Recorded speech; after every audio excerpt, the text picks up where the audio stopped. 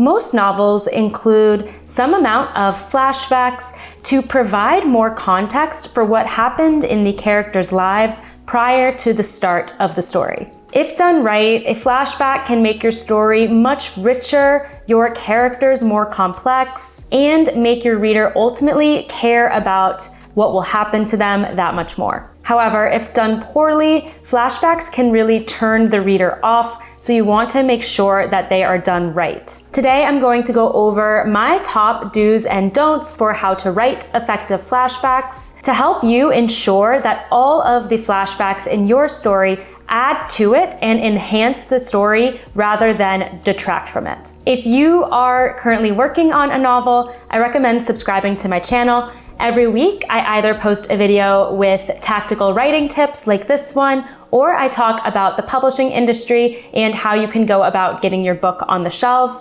so I would love to have you around. Let's dive into the first do for writing a flashback, which is you do want to make the content of the flashback highly relevant. Before writing that flashback passage, take a step back and make sure you have a good reason for including the flashback. It should be necessary. You never want to use a flashback as filler or fluff or just because you like that specific scene. It needs to have a strong purpose to justify the presence of the flashback. For instance, perhaps we need to understand some details of a character's relationship with another character that we cannot get in the present narrative. For instance, perhaps the character's mother is dead in the present narrative, but you want to talk about their relationship in the past. You could use a flashback in that instance. Additionally, you want to make sure that something in the scene actually triggers the flashback. You don't want it to just pop out of nowhere because then it will seem less relevant. The character shouldn't just be randomly reflecting and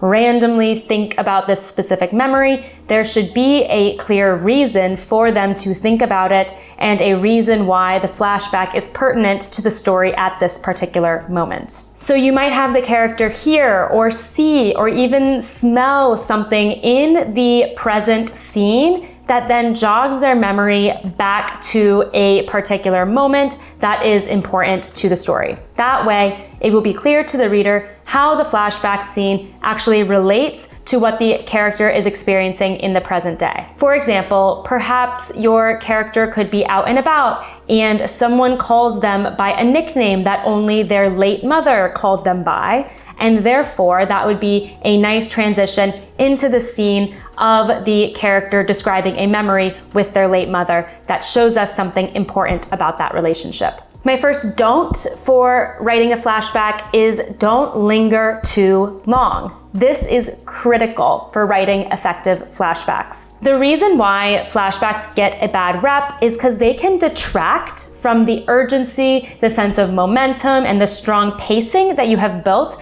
in the present narrative. So you want to make sure that they are impactful and contained. If the flashback goes on for more than a few pages, the reader is likely going to lose interest, or you're going to make them forget about what was happening in the present narrative. So then when we get back to it, we're just going to feel disoriented.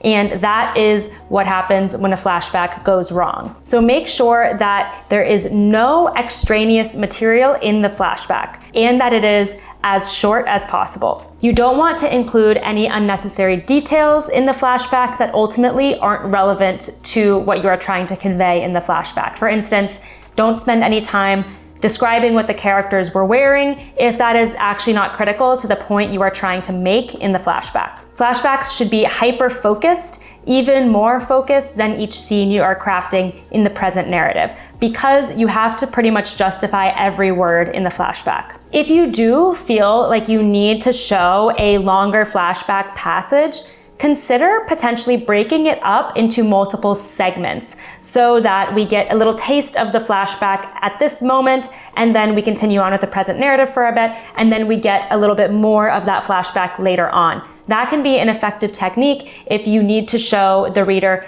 a longer stream of events in the past you don't want to dump them all at once because that will then take us out of the main narrative for far too long. My next do for writing flashbacks is writing smooth transitions. An effective flashback requires a seamless transition into it, as well as a seamless transition out of it and back into the main narrative. So when you first dive into the flashback, to make the transition super clear to the reader, you want to use a different tense than what you are using for the events of the main narrative.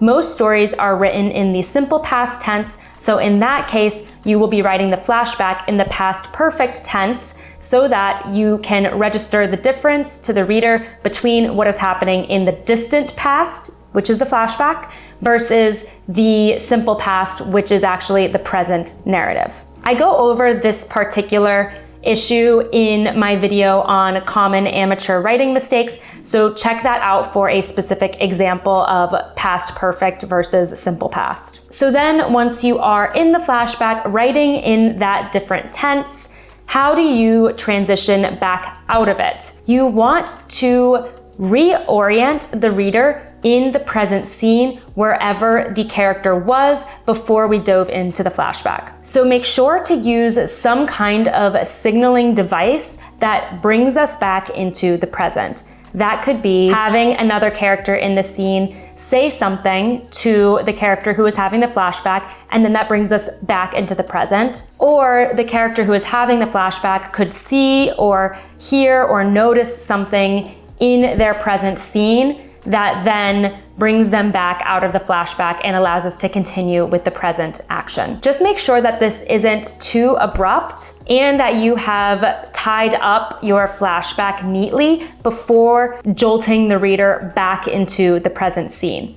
Also make sure that you re-establish where the character is and what they are doing now that they are out of the flashback. My next don't for writing a flashback is don't disorient the reader. What I mean by this is that flashbacks have to be very clearly rooted in a specific time and place. If we don't know where or when it happened, it is going to be very difficult to register its significance to the present narrative. So you need to clarify exactly where and when this happened in relation to the main narrative that we are following throughout the rest of the story. You should also give the reader any important context for when the flashback took place along the milestones of that character's life, so we can see where it fits in on the events of their life that we know already happened based on what you have told us in the present narrative thus far. So for instance, in this example of the character having a flashback of their relationship with their late mother, you could say something like, 2 months before she died, she gave me her wedding band.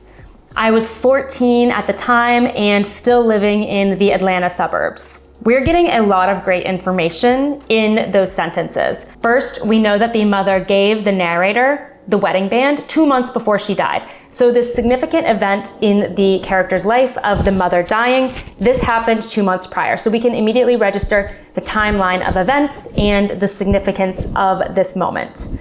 We also know that the narrator was 14 at the time and they were living in the Atlanta suburbs. So again, we can compare that to what we know about the character's present day. Presumably they are some years older than 14 now, and maybe they are living in a different place. But now we can register how old they were, what they were doing, and when this particular event happened in their life. That's all going to help the reader contextualize the flashback and ultimately register its significance and implications on the narrator. My next do is you do want to describe a specific memory in your flashback. You want to avoid using a flashback passage to describe repeated events of the past or just generally explain what was going on in the past. Instead, you want to focus on one specific memory that then exemplifies what the character was experiencing throughout that time in their life. It is going to be so much more engaging for the reader to experience this specific memory, this specific scene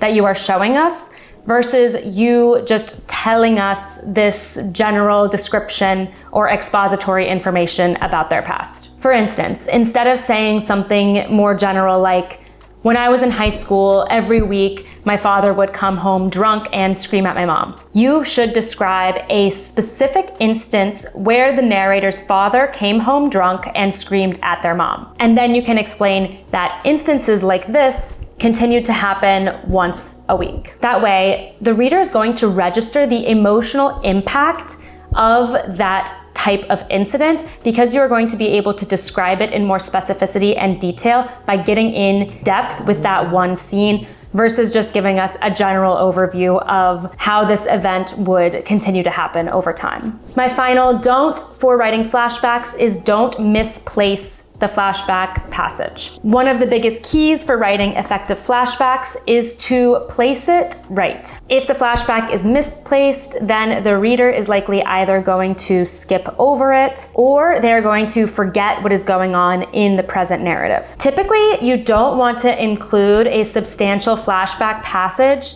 when there is a lot of dramatic action happening in the present scene, such as during the middle of a fight scene. If you do that, the reader is likely so invested in the fight scene that they're just going to skim over the flashback to see how the fight pans out because that feels more urgent to them at that moment. Instead, I would recommend placing the flashback right after the main drama of the fight scene or whatever action subsides in the present narrative, because at that point, the reader will actually crave a little bit of a break and a pause from the action, and they are going to be much more open-minded to diving into those types of reflections because now the action has kind of resolved and subsided. So be really strategic with your placement of your flashbacks. They can be a really effective tool for giving your narrative a nice cadence and a nice flow to explore the more emotional landscape of your characters at those opportune moments. Typically, after a major dramatic plot development is a pretty good time for you to step back and dive into a little bit more of that reflection. I hope these tips help you write stronger and more effective flashbacks that enhance your story. Let me know in the comments if your book has flashbacks or not. I would love to hear about any tips you have or any strategies you've taken for writing good flashbacks. And if you're looking for some more tips on how to strengthen your manuscript, check out my video on how to write stronger scenes. Similar to this video, I go through some tactical tips that you can apply to your story to make sure your scenes are as effective as possible. And as always, if you found this video helpful, please hit that like button and subscribe to my channel. It helps me know I am bringing you content that you find valuable, and it allows me to continue growing this community. Thanks so much for watching, and happy writing.